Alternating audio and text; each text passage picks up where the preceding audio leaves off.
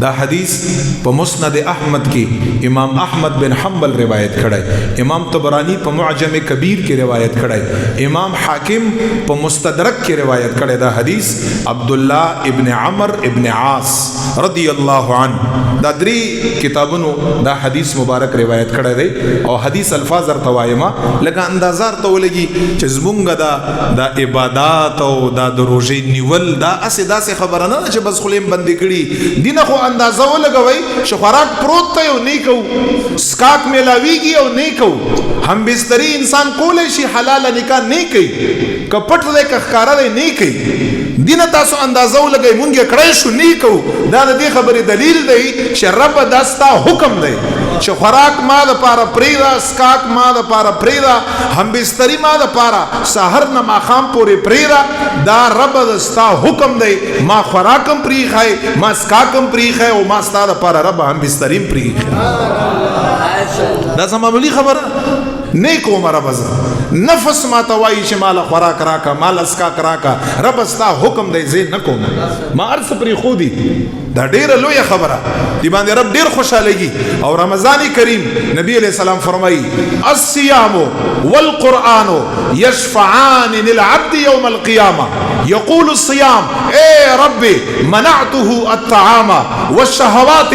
بالليل فشفعني فيه ويقول القرآن اے رب منعته النوم بالليل فشفعني فيه. حضور علیہ السلام فرمائی فیشفعان. عبداللہ ابن عمر ابن عاص فرمائی په ورځ د قیامت باندې با رمضان کریم د غروجا په یو خسته شکل کې راشي خپل شکل وي او چې کوم خلق نیول دا رب متعال تبو فرمائی رب دا انسان تم پیژنې دا انسان زم پیژنما رب دغه انسان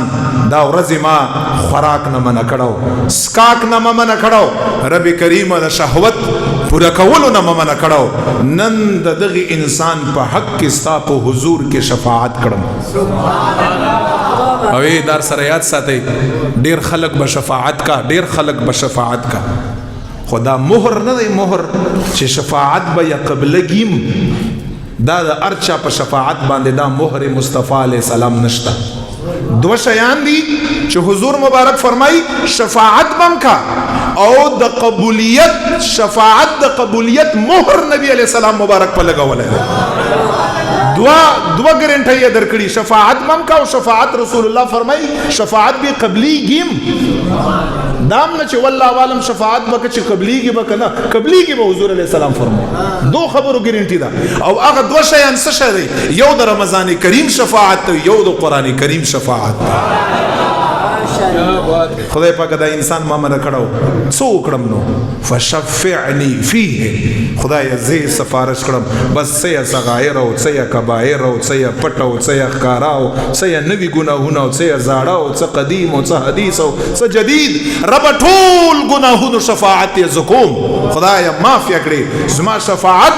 د په حق کې قبول کړي. حضور مبارکی چې شفاعت بم کا او حدیث اخرانه الفاظ فیشفعان حضور مبارک فرمائی رمضان کریم شفاعت به د انسان په حق کې قبول شي